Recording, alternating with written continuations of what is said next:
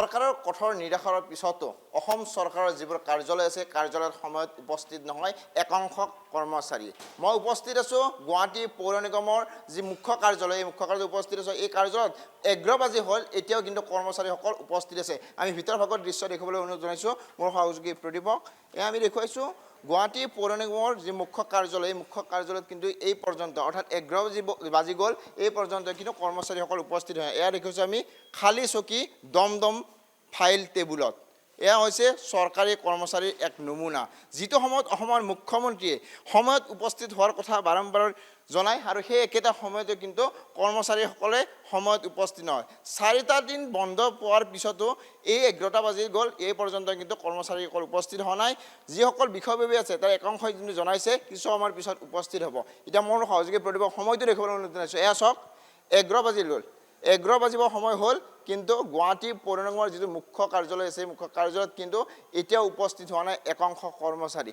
আমি পুনৰ দৃশ্য দেখাবলৈ চেষ্টা এটাৰ পিছত আন এটা কোঠালীৰ আমি দৃশ্যসমূহ দেখুৱাবলৈ চেষ্টা কৰিম। প্ৰতিটো দৃশ্যত কিন্তু প্ৰতিটো কোঠালীৰ যিবোৰ চকীসমূহ কিন্তু ৰৈ পৰি আছে, ফাইলসমূহ দমদমকৈ পৰি আছে, নাই কিন্তু কৰ্মচাৰী।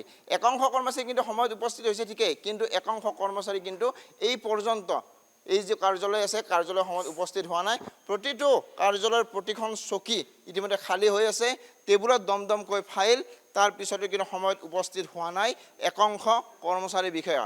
অসমৰ মুখ্যমন্ত্ৰীয়ে বিভিন্ন সময়ত ভাষণত কৈছে, বিভিন্ন সময়ত সংবাদ মাধ্যমক জনাইছে যে প্ৰতিগৰাকী কৰ্মচাৰী সময়ত উপস্থিত হ'বলৈ অনুৰোধ জনাইছিল।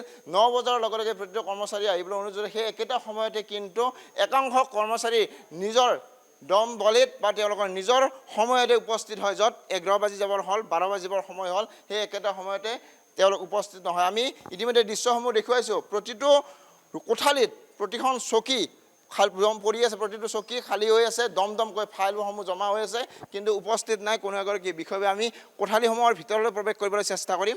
যিবোৰ কোঠালীত ইতিমধ্যে তেওঁলোক উপস্থিত হ'ব লাগে, আমি প্ৰথমে এইটো কোঠালীত যাবলৈ চেষ্টা কৰিম। যিহেতু মোৰ সহযোগী ভিতৰত কোন আছেনে নাই দেখাটো জনাব চেষ্টা কৰিম। এয়া চাওক খালী হৈ আছে প্ৰতিখন চকী, দমদমকৈ ফাইলসমূহ পৰি আছে, কিন্তু বিষয়ববীয়াসমূহ উপস্থিত হোৱা নাই।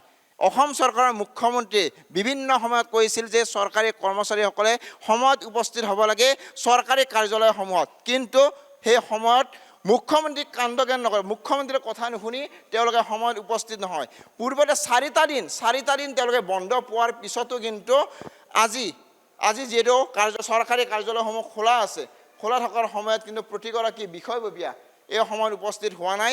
তাক লৈ বিভিন্ন সময়ত যিবোৰ কৰ্মচাৰী আছে কৰ্মচাৰীসকলৰ সময়ত উপস্থিত নোহোৱাৰ বাবে কামসমূহ আধৰুৱা হৈ পৰিছে প্ৰতিগৰাকী লোকৰ। আমি দেখুৱাইছোঁ এটাৰ পিছত আন এটা আমি যিহেতু লিখাই আছে প্ৰতিঘৰ খালী, এয়া আমি দেখুৱাইছোঁ চাওক। এয়া এই 11 বাজি সময় গ'ল, খালী চকী, টেবুলত দমদম ফাইল। এয়া আমি দৃশ্য দেখুৱাইছোঁ। এয়া হৈছে কৰ্মচাৰীসকল উপস্থিত নোহোৱাৰ ক্ষেত্ৰত এইটো হৈছে চৰকাৰী অফিচ, এইটো চৰকাৰী কাৰ্যালয় গুৱাহাটী পৌৰ নিগমৰ কাৰ্যালয়, য'ত সময়ত উপস্থিত নহয় এগৰাকী বিষয়ববীয়া। তাক লৈ কি কৰিব অসমৰ মুখ্যমন্ত্ৰীয়ে, কেনেধৰণৰ ব্যৱস্থা গ্ৰহণ কৰিব, তাক লৈ প্ৰশ্ন কৰিব লগা সময় হৈছে। কিয়নো 11টা বাজি গ'ল, তাৰ সময়সমূহ এতিয়াও আমি দেখুৱাইছোঁ। এই যে কাৰ্যালয়সমূহ আছে প্ৰতিটো চৰকাৰী যিবোৰ কাৰ্যালয় আছে কাৰ্যালয়সমূহত কিন্তু উপস্থিত নহয় বিষয়ববীয়াসকল, উপস্থিত নহয় যিবোৰ কৰ্মত দায়িত্ব থাকে সেইসকল বিষয়া। এয়া হৈছে চৰকাৰী চাকৰিৰ এটা নমুনা।